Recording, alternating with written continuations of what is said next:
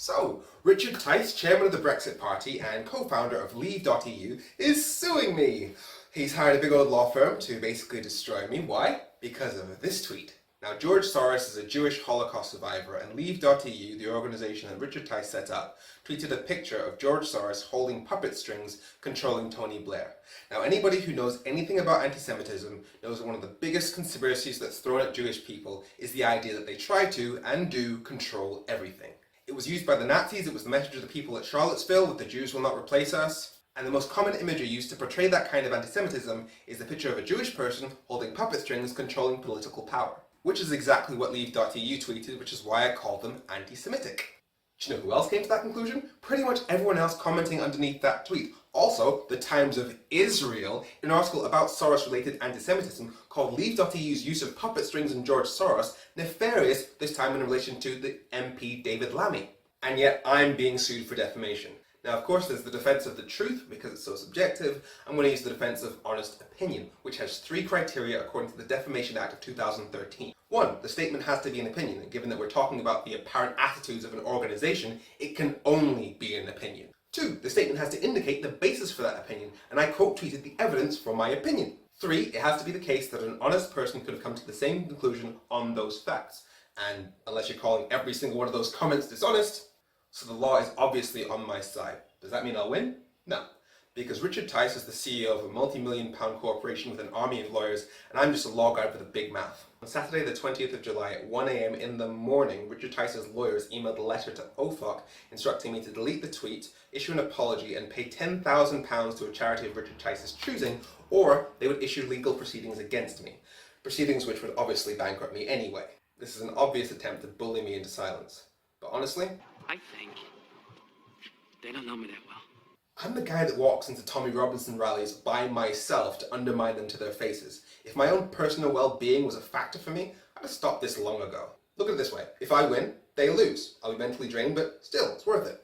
If I lose, I'm bankrupt, but they still lose. Richard Tice and his millionaire friends, Aaron Banks, etc., mobilizing a big London law firm to bankrupt the 29-year-old political opponent for a tweet? And these are the people who supposedly represent the little guy against the elite? And oh yeah, claim to be the champions of, wait for it, free speech?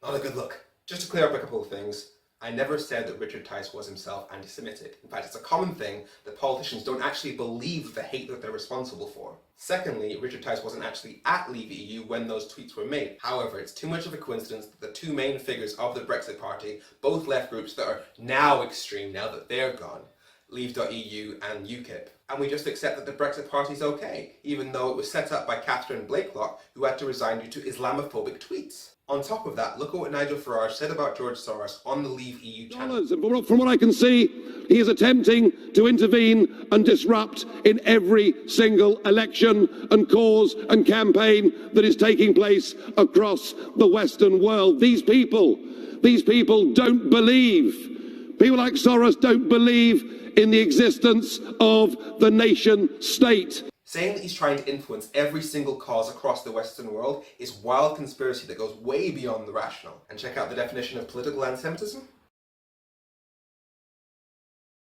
Yeah, and it's not just Jewish people, it's Muslims too. Leave.eu even posted about their co-founder Aaron Banks saying that we should ban Muslims from entering the country. My answer is you can't possibly curtail someone's religious freedoms, but what you can do is stop adding to the problem. Those of you who followed me for a while, you know where I started with this in 2016. I've got where I am because my parents and my friends have looked after me, and all of you sharing and donating, so I recognise that I'm not the little guy anymore. But I'm also not the chairman of a party that just came first in a national election.